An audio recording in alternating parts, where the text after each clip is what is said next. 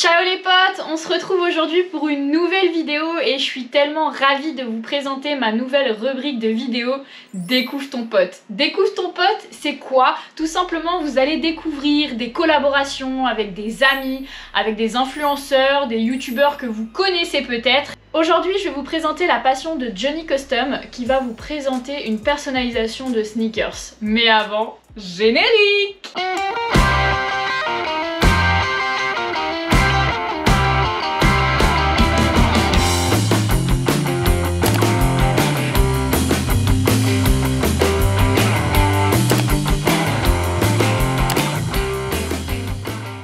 On se retrouve ici avec mon premier invité de Découvre ton pote, je vous présente Johnny Custom. Bonjour, moi c'est Johnny Custom. Bonjour Johnny, mais attendez, vous me dites quelque chose? Ah bon? Vous êtes pas Jean-Mireille? Ah non, Jean-Mireille c'est mon cousin. Ah d'accord, c'est ça la petite subtilité. Oui. Bah vas-y, présente-toi. Enfin si je peux te tutoyer. Oui, bien sûr. Oui. Y'a pas de souci. Donc du coup moi c'est Johnny Custom. J'ai 23 ans, ça va faire ma 24e année là que je suis dans la customisation de sneakers. Dans le ventre de ma mère, je customisais son placenta. Des berceaux en fait. Voilà, exactement. D'accord. Donc c'est comme ça que je me suis exercé à la base. Puis voilà, je suis très content d'être là. Parfait. Et qu'est-ce que tu fais dans la vie sinon? Alors dans la vie, je suis récemment diplômé d'un master de marketing. Et malheureusement, je suis confronté comme beaucoup d'étudiants qui sortent diplômés cette année à la crise sanitaire. Et donc je suis à la recherche d'un emploi dans le domaine du marketing. D'accord, très bien. Et dis-nous un peu plus d'où t'es venue cette passion, parce que d'après ce que j'ai compris, tu custom des sneakers, c'est bien cela? Exactement. Alors en fait, moi j'ai toujours une fibre créative, donc j'ai eu besoin d'exprimer ma créativité au travers de mes mains, que ce soit par la peinture, par le dessin, par la poterie, etc. Et j'ai une passion pour aussi le monde de la sneakers. Et donc c'est logiquement que j'ai combiné mes deux centres d'intérêt pour customiser des sneakers. Et il y a aussi la démarche un petit peu écolo, recyclage, où j'aime beaucoup récupérer mes anciennes paires qui sont destinées au relais ou à la poubelle, pouvoir leur donner une seconde vie. Et soit leur donner un aspect complètement différent, soit essayer de créer des dessins avec des inspirations pour pouvoir vraiment changer le look qu'elles avaient auparavant. Ça c'est super intéressant et je voudrais rebondir là-dessus parce qu'aujourd'hui, si je t'invite, c'est aussi parce que c'est en rapport justement avec ma chaîne. Comme je vous l'avais dit, j'ai vraiment un besoin de faire attention à l'écologie, au développement durable et c'est pour ça que c'est totalement en accord avec mes valeurs et c'est pour ça aujourd'hui que j'ai invité Johnny Custom. J'ai une dernière question pour toi. Dis-moi, comment nous nous sommes rencontrés tous les deux? Alors c'est un peu cocasse puisqu'on s'est rencontrés au rayon pistache à Carrefour Market. Pistache bio, bien évidemment. Pistache bio, voilà, et du coup je me suis tout de suite dit qu'on avait les mêmes centres d'intérêt pour les pistaches sans nitrite, et voilà, c'est comme ça qu'on a entamé la discussion et qu'on a pu un peu échanger autour du sujet de la pistache d'abord, et puis ensuite de la créativité. T'es sûr que c'était pas au rayon jambon plutôt sans nitrite? Je sais plus, mais on s'en fout. Ouais, allez, à tout de suite. Ok, alors on se retrouve directement pour pouvoir commencer la personnalisation des chaussures. Il va vous falloir un peu de matériel. Pour ce matériel là, il va vous falloir de l'alcool pour tout simplement désinfecter les chaussures et nettoyer les restes de vernis qui va pouvoir rester dessus et qui vont empêcher les poscas d'adhérer. Avec ça, du sopalin ou du coton pour pouvoir appliquer l'alcool. Ensuite, moi j'ai, comme vous pouvez le voir, la chaussure est quand même assez abîmée puisqu'elle a été longuement portée. Je sais pas si on voit correctement ici. On a acheté une peinture spéciale textile et notamment pour le cuir des Stan Smith ici pour pouvoir la rendre blanche et essayer de gommer toutes les petites imperfections qu'on va pouvoir retrouver sur la chaussure. Ici c'est Tacolor, la marque de Cultura, qui a déjà été testée par mes soins et qui fonctionne très bien. Ensuite, on aura besoin de crayon à papier pour pouvoir dessiner au préalable les designs qu'on va vouloir appliquer sur la chaussure, histoire de pas commencer directement avec de la peinture et que ce soit galère ensuite de devoir effacer nos ratés. Et ensuite, une fois qu'on aura apposé ces designs, on aura besoin de Posca, des couleurs que vous souhaiterez appliquer sur la chaussure. Et enfin, pour terminer, vous aurez besoin d'un vernis, ici un vernis mat, pour pouvoir fixer vos créations. Donc fixer vos créations, c'est-à-dire qu'avec ce vernis-là, elles vont pas disparaître au fur et à mesure du temps et les intempéries comme la pluie vont avoir moins d'impact sur vos dessins. Donc directement, on va pouvoir commencer à enlever les lacets, puis à nettoyer les chaussures. C'est parti!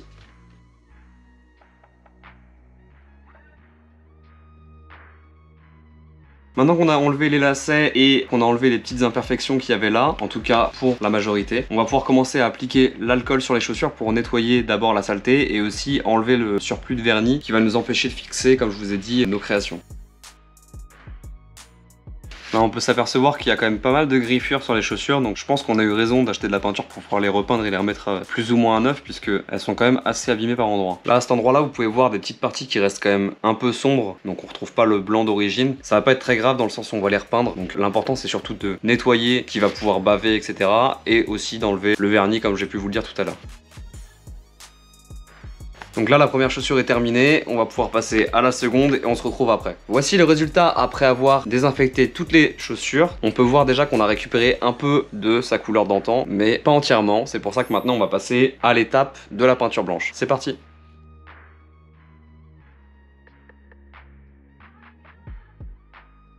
On a fini pour la première chaussure. Comme vous pouvez le voir, on peut faire l'avant-après, hein. Je pense que c'est assez saisissant. Nous, on a pris le parti de repeindre la semelle en blanche. Après, c'est un parti pris. Il y en a qui vont pouvoir justement laisser cette semelle couleur jaunie un petit peu pour donner un style vieilli. Ça peut être sympa aussi. Donc, on est parti sur un blanc. À vous de voir. Maintenant, je vais laisser reposer celle-ci pendant une petite demi-heure. Et puis, je vais m'attaquer à celle-ci. Ensuite, je passerai une seconde couche de peinture pour être bien passé sur tous les endroits abîmés par le temps. Et on se retrouve une fois qu'on a fait tout ça pour pouvoir passer vraiment à l'étape de customing. On se retrouve comme promis après la deuxième couche de peinture. On peut voir que les chaussures ont retrouvé une couleur à peu près décente, donc elles sont bien blanches. Maintenant, l'essentiel, ça va être de trouver une idée et de faire nos croquis au crayon à papier pour pouvoir ensuite passer à l'étape de la peinture. Mais d'abord, il va me falloir une idée. Ellie, t'as une idée? Non. Tu regardais quoi comme dessin animé le plus quand t'étais petite? Bob l'éponge. Allez, ça part là-dessus. Let's go. Nous voilà après une bonne demi-heure de phase de croquis et voilà à quoi je suis arrivé. Je pense que vous pourrez à peu près voir le résultat. Je vais vous montrer la seconde chaussure. On va maintenant pouvoir passer à la phase de peinture au Posca. C'est parti.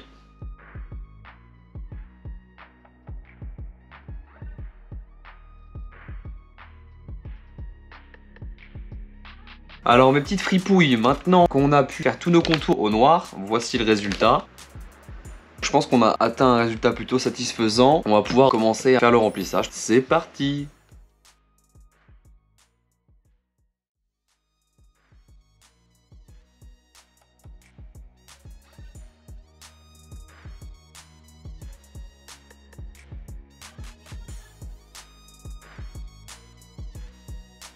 Voilà, on a plus ou moins fini la première chaussure. Je vais rajouter quelques petits détails évidemment, mais je vais vous les épargner et on va pouvoir passer à la seconde chaussure.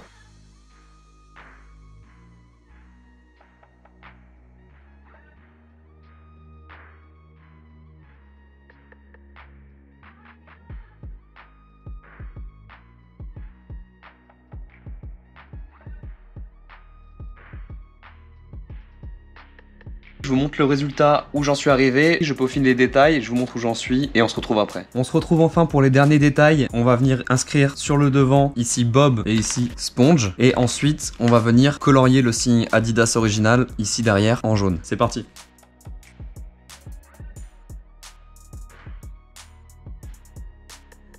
Voilà pour le petit logo, je sais pas si vous voyez bien comme il faut. On va maintenant s'attaquer aux lettres que j'ai prédessinées au crayon à papier.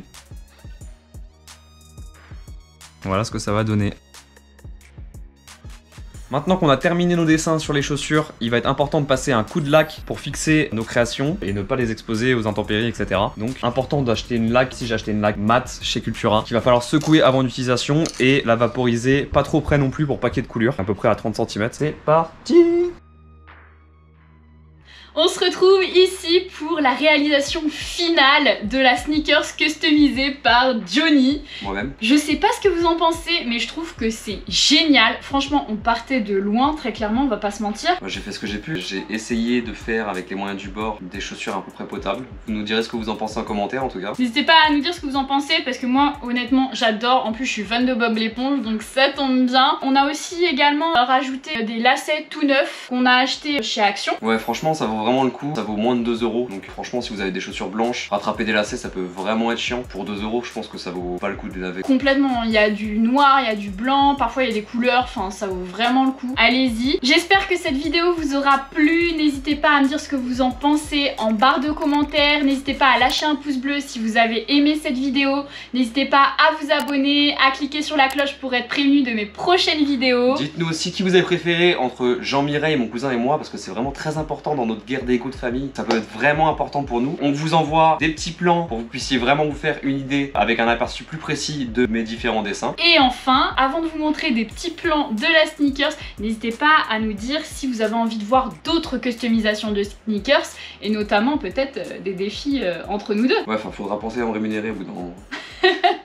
Allez, ciao! Ciao!